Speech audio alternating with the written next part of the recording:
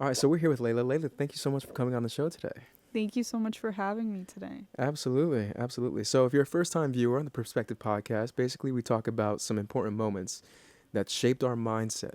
So anyone who's at home who has a similar story can, have some tools to navigate through it.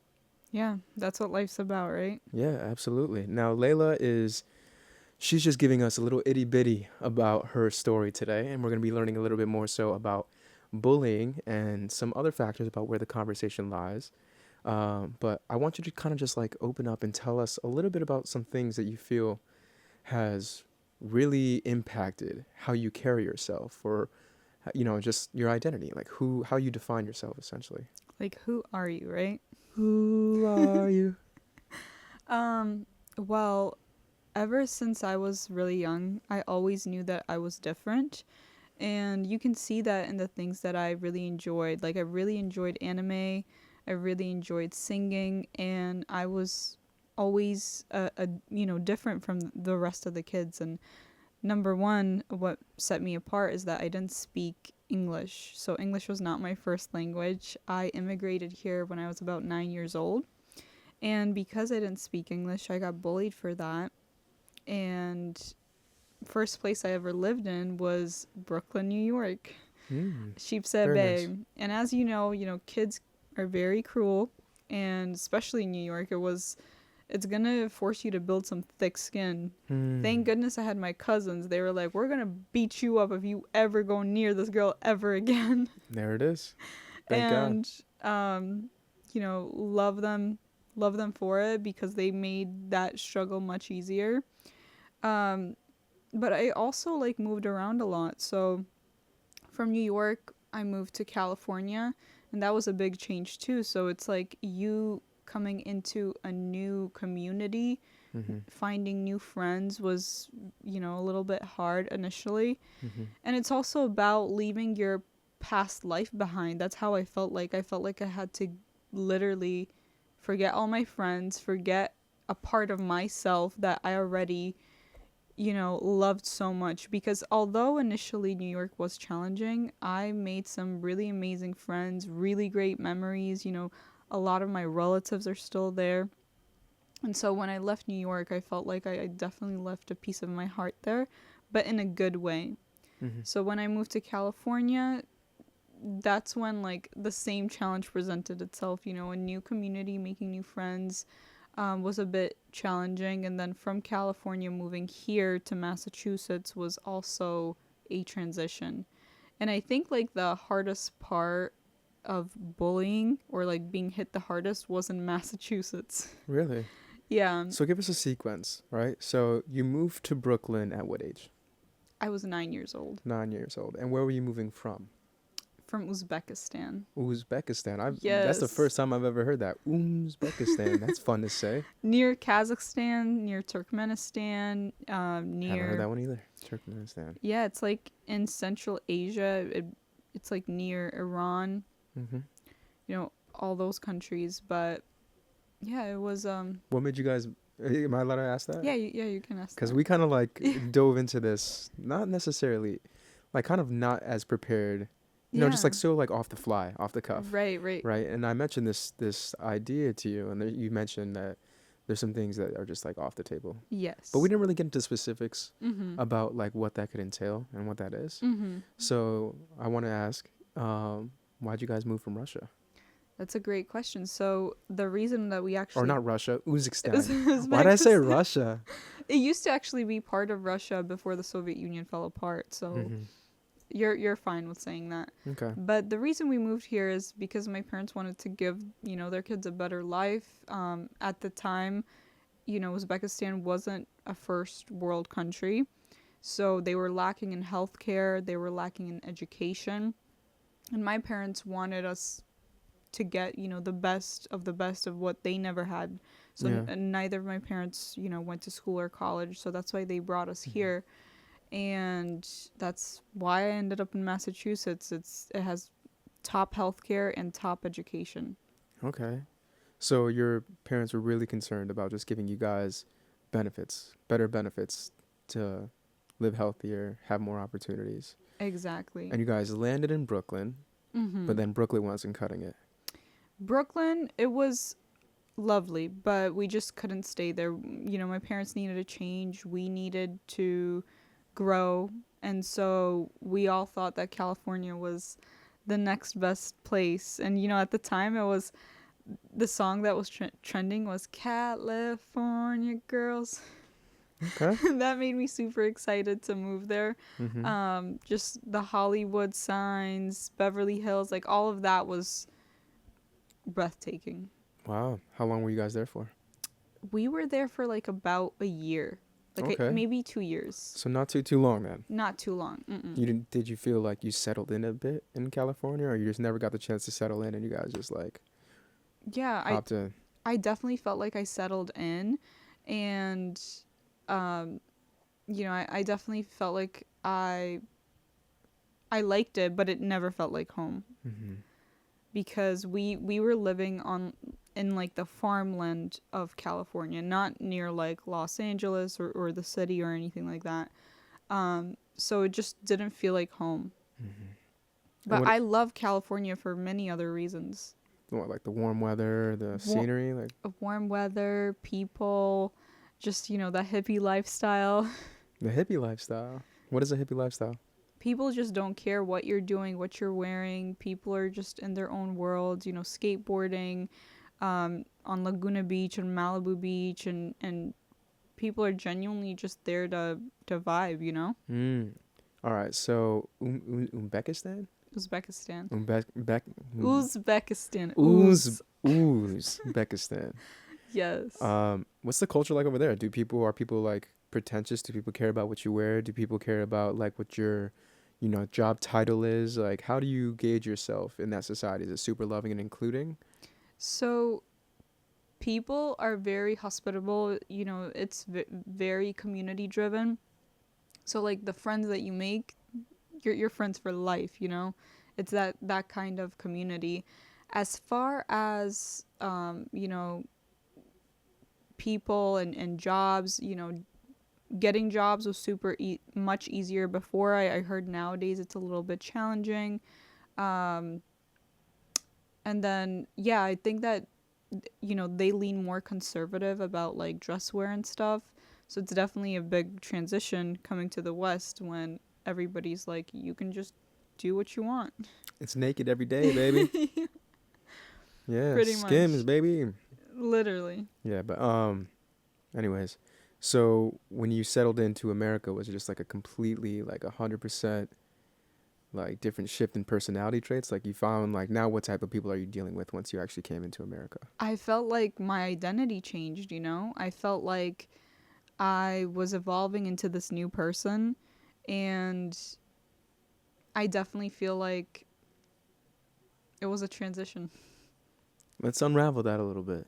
Hmm. So what do you mean you were becoming somebody else? Like what type of person were you and what were you becoming? So I never imagined that I would live in America, number one. And my when I heard that we're coming to America, I actually had the sweetest dream that a 5-year-old could have. I was like, oh my gosh, we're gonna be greeted by Michelle Obama and Barack Obama Wow. on a school bus. I'm gonna drive I'm gonna get on a yellow school bus. That's gonna be the highlight of like going to school. I'm gonna get great grades. I don't know what I want to study yet, but like the world is so big. You know, the world is your oyster. That's essentially how I felt initially coming to America. But once I was in it, it was definitely a little challenging at first. But I love New York. I still do. Okay. So let's go back. Let's take a step back. Mm-hmm. So Uzbekistan, right? Uzbekistan. All right. Super hospitable, Mm-hmm. very loving. And then the Americans are they as loving, as inclusive? We mentioned bullying. Yes. Tell me the difference. Tell me like how that it differs. Yeah, I feel like the teachers were always on edge in New York. Like they were very like you know, they had their own things going on, so they really didn't care for the kids that they were teaching. Um and then number 2, the bullying, it was just like I felt like an outcast, you know. I didn't speak the language. I had to go to summer school to learn the language because I already came here when I was, supposed to be in third grade, because I was in second grade in my country, and you're literally relearning everything in a whole nother language. Mm-hmm. So it definitely felt a little bit isolating and lonely, but I'm glad that I wasn't alone in it. I had a sister, and I still have a sister, but it was my sister. I had my cousins. You know, having good people will pull you out of anything Right. in life. So people would think that like kids are bullied anywhere. No matter Yeah, where they are in the world, kids are always going to be a little bit ruthless. yeah. Is that how it is in your home country as well? Like are kids like Kids are not. I don't think that kids experience bullying to an extent that they do in America. But I definitely had my fair share of, scenarios when I was a little girl and boys would do stupid things like throw gum in girls' hair just to get their attention, or they would try to like lift their skirt up. We had uniforms, but, boys were just being stupid boys. yeah. In America, it was a little similar. Like, I was in middle school here, and boys didn't do that, but they definitely made comments, and no girl just it's none of girls' business to hear those type of comments. Guys Mm. just need to keep their their comments to themselves. Yeah, that's a very nice way to say it. Yeah. So you're saying the biggest part of you that made you feel like you lost yourself was the language barrier? Is that you weren't able to fully express yourself to the people around you?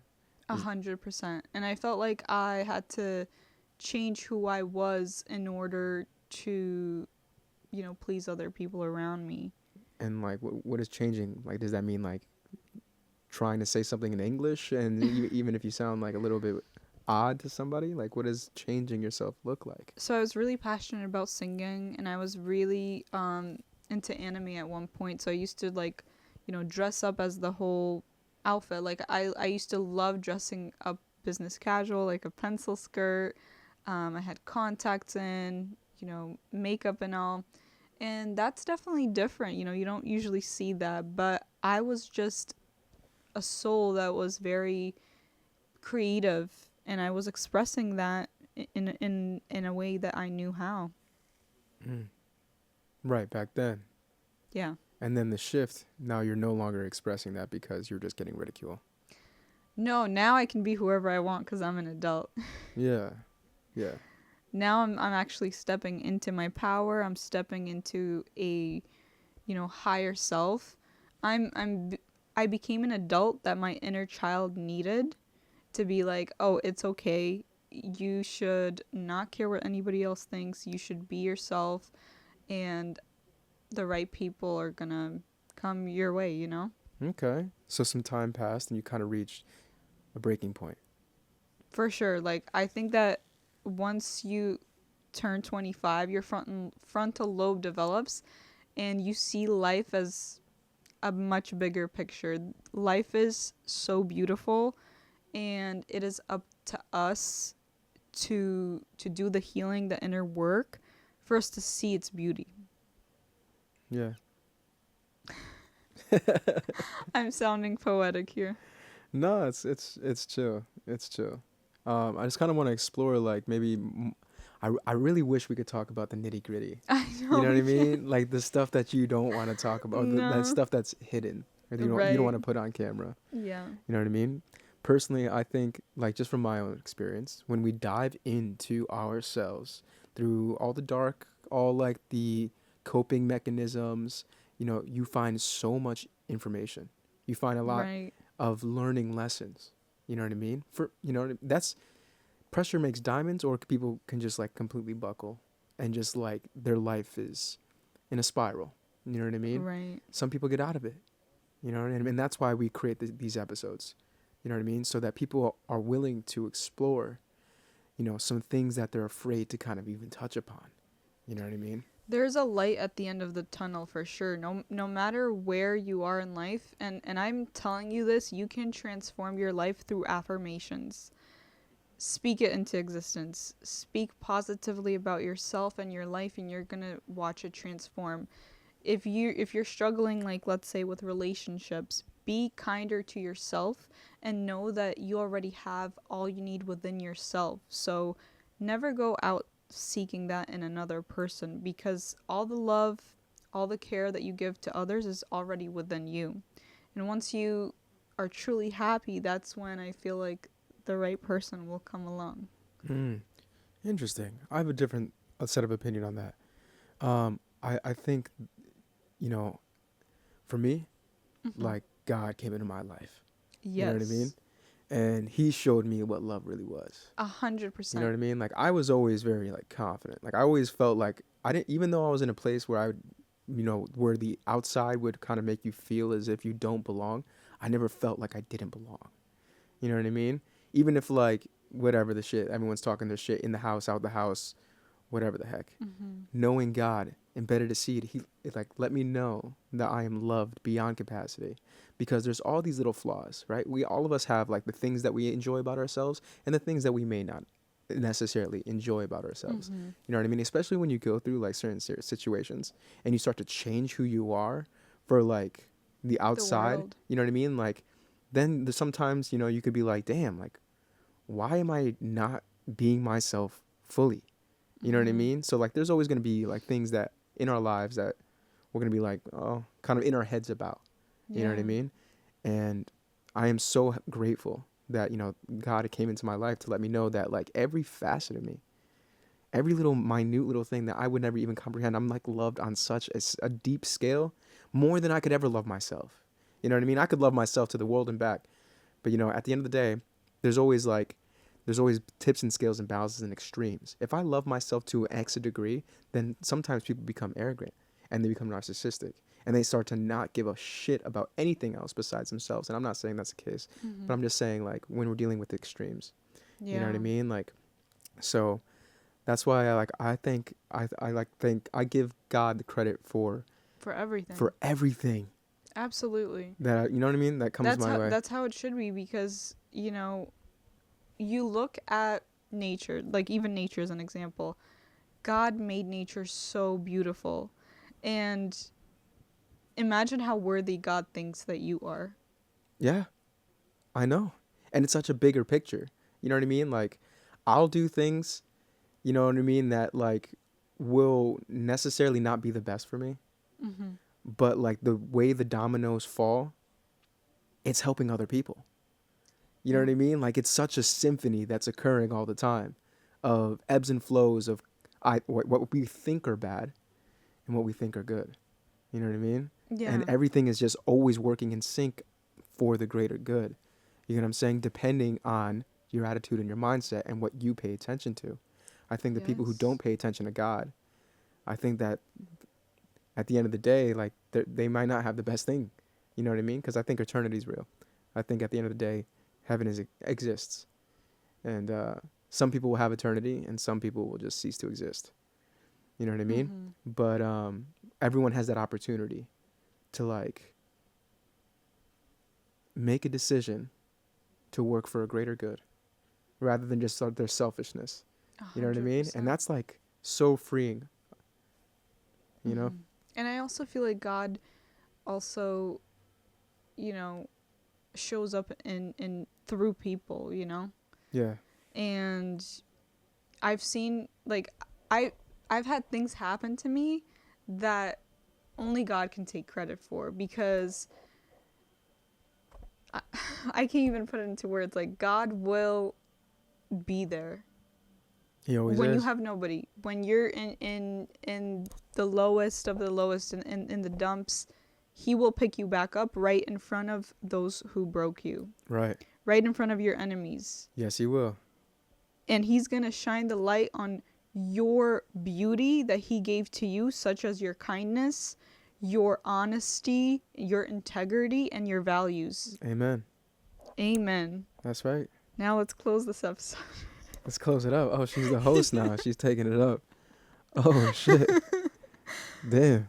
All right. I You in a gotta go to rush? my yoga class. Yeah. Okay. All right. So we'll wrap it up for. I thank you for like actually coming on and deciding to open up even just a little bit. You know what I mean? Doing something new to, you know, even help somebody. I'm sure this will resonate with somebody coming to a new place.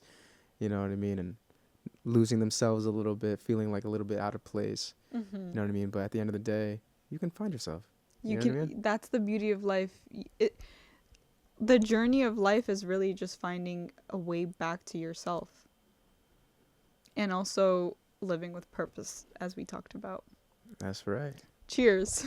Cheers. Damn, this was rush as shit. We started talking about God and she's ready to hop off this shit. I rebuke you. Stop it. All right, guys. Thank you guys for tuning in to this week's episode. Make sure to tune in for more. We'll link her stuff down below and we'll see you in the next one. See ya.